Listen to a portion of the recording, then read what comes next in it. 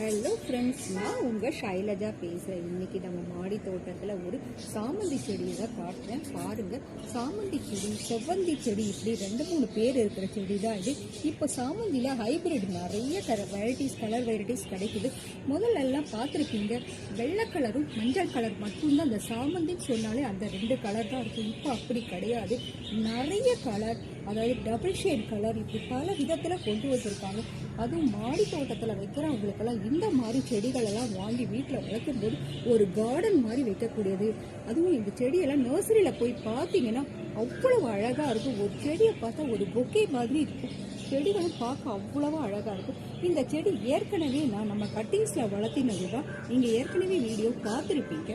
இப்போ பாருங்கள், நம்ம கொடுக்குற அந்த மண் கலவைகள் எல்லாம் வச்சு அந்த செடி பாருங்கள் எப்படி பூத்துருக்கு. கொத்து கொத்தாக பூத்திருக்கு பாருங்கள். ஒரு சைடு ஃபுல்லாகவே பூக்கள் தான், அதுவும் பெரிய பெரிய பூக்களாக பூத்திருக்கு பாருங்கள். பூக்களும் நல்ல கலர்ஃபுல்லாக இருக்குது. இலைகள் எல்லாம் பாருங்கள், நல்ல பச்சை பசேர்ந்து தான் இருக்குது. பூக்களும் நல்லா பெருசாகவே இருக்குது. இந்த சாமந்தி செடியை வளர்க்குறது ரொம்ப ஈஸி. இதுக்கு நல்ல வெயில் உள்ள பகுதி மட்டும்தான் தேவை. தண்ணி கூட காலையில் ஒரு வாட்டி ஊற்றுனீங்கனாலே போதும். அதாவது மண் கலவை காய நீங்கள் தண்ணி ஊற்றினா போதும். நிறைய தண்ணியே தேவை கிடையாது. அதே மாதிரி நிறைய வேலைகளும் இந்த செடிக்காக நீங்கள் செய்ய வேண்டியதில்லை. வாரம் ஒரு தடவை மட்டும் மண் கலவையை நீங்கள் நல்லா கிளறி விட்டுட்டு மீன் அமில மட்டும் கொஞ்சம் கொடுத்தீங்கன்னா போதும்.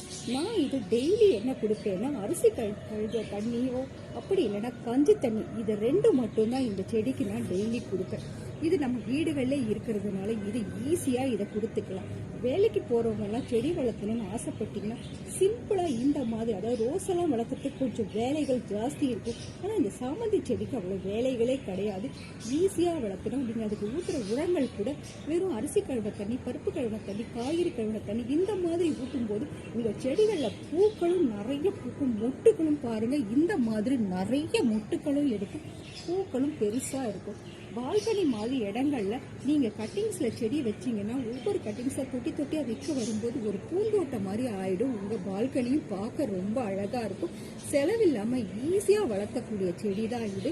நீங்களும் ட்ரை பண்ணுங்கள். இதே மாதிரி பூக்கள் உங்கள் வீட்டிலையும் வரும், பார்க்க அழகாக இருக்கும்.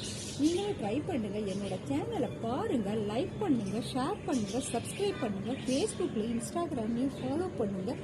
என்றும் உங்களிடமிருந்து விடைபெறுவது உங்கள் ஷைலஜா.